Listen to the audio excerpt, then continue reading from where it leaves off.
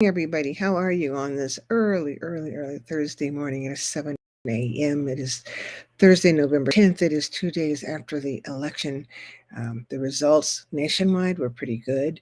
Here in Ohio, they weren't so good. So we have a lot of work to do here. It's not because Black people didn't vote. It's because um, well, I'll just leave it at that. It's not because Black people didn't vote. We showed up and we showed out, but we just need to do some work. And so we're going to do that. But I'm really glad that overall, throughout the nation, there were a lot of people who were elected, Democrats who were elected, who believe in trying to hold on to the few freedoms that we have of all of us, the freedoms of all of us. So I'm really glad about that.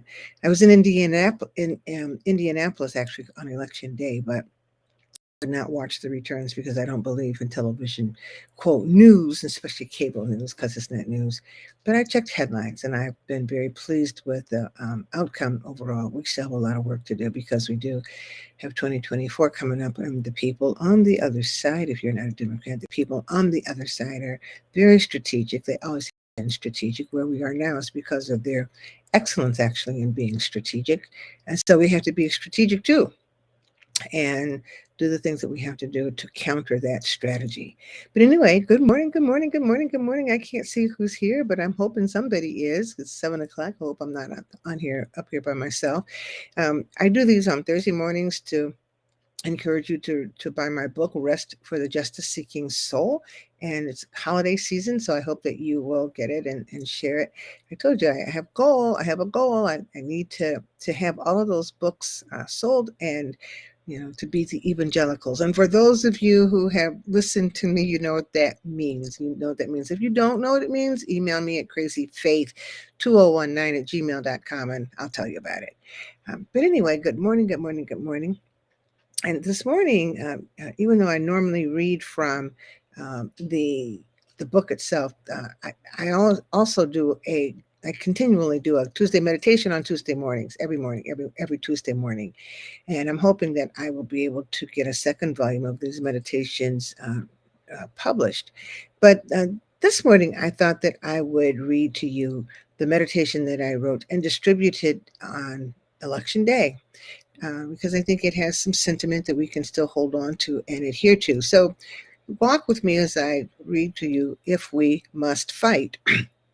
The late Reverend C.T. Vivian's favorite poem was Claude McKay's If We Must Die, If We Must Die. And it reads, if we must die, let it not be like hogs hunted and pinned in an inglorious spot, while round us bark the mad and hungry dogs, making their mock at our accursed lot. If we must die, oh, let us nobly die, so that our precious blood may not be shed in vain. Then even the monsters we defy shall be constrained to honor us, though dead. O kinsmen, we must meet the common foe. Though far outnumbered, let us show us brave, and for their thousand blows deal one death's blow. What though before us lies the open grave? Like men, we'll face the murderous, cowardly pack, pressed to the wall, dying but fighting back. That was his favorite poem.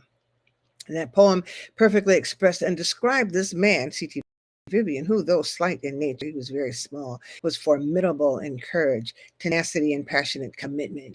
He shared how when Sheriff Jim to the ground as he stood up to him, demanding the sheriff to do what he could do, that he had the power to do with his position and with the law to end segregation. It only served to make him more determined. After he was knocked down by the sheriff, it was a 1-2 punch. He just knocked him down. It only made him more determined. Dr. Vivian said, quote, he thought he could scare me and make me be quiet, but it only made me more mad.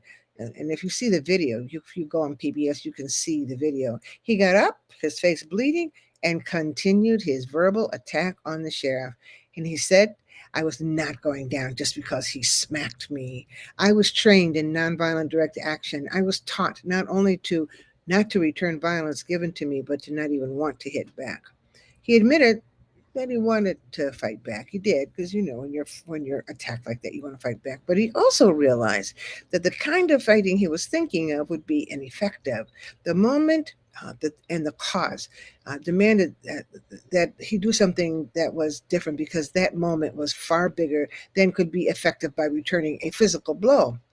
So he continued his verbal tirade against the sheriff, still bleeding and challenging the sheriff, even as he was hauled to a waiting police paddy wagon to be taken to jail. So this is, as this was a couple of days ago, but on Tuesday I wrote, this is election day and we are called to fight back, even though or as the system knocks us down. We are called to get up and keep on pushing and demanding justice, not with just our hands, but with our feet as well. Oppressed people have been hit over and over, have been knocked down again and again. But the call is to get up and to keep on railing and fighting against a system that delights in oppressing others. We are called to let them know that we see them and that we are not afraid of them. And we are called to reattach ourselves to the Christ to get the strength to get up, bleeding, not just from the most recent hit, but from all the other hits that have ever been given to us that never healed. We are called to get up in spite of that.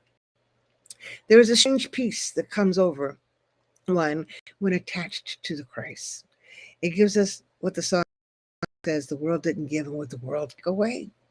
While we do not know how this election will turn out, this is what I wrote on Tuesday, and what shenanigans will be created and put into play after the election. Like now they're talking about young people shouldn't be allowed to vote until age 21. Okay. All right, we're ready for you. All right. We don't know still the shenanigans that might come about because some people don't like the results. But we do know this, that those who oppress us have always been able to knock us down, but have never been able to keep us down. If we must fight, or since we must fight, do it today. We did it on Tuesday, but do it every day, remembering. As you pray with your feet, remember McKay's poem. Remember C.T. Vivian's refusal to stay down, though Sheriff Clark thought he could make him stay down and cower. Remember that we are all fearfully and wonderfully made, and with the courage that God gave us, we will vote. We voted Tuesday, we'll vote the next election, and we'll keep on voting, and we'll keep on fighting against all of the things that they're putting in our way to keep us from doing it. We are somebody, and we must walk in that somebodyness and continue to do what we have to do, moving toward justice for all, no matter how the election, this past election, ultimately turns out, or future elections. We ain't turning back. We will fight. And since we must fight, let us do it with our eyes wide open. Amen and amen. So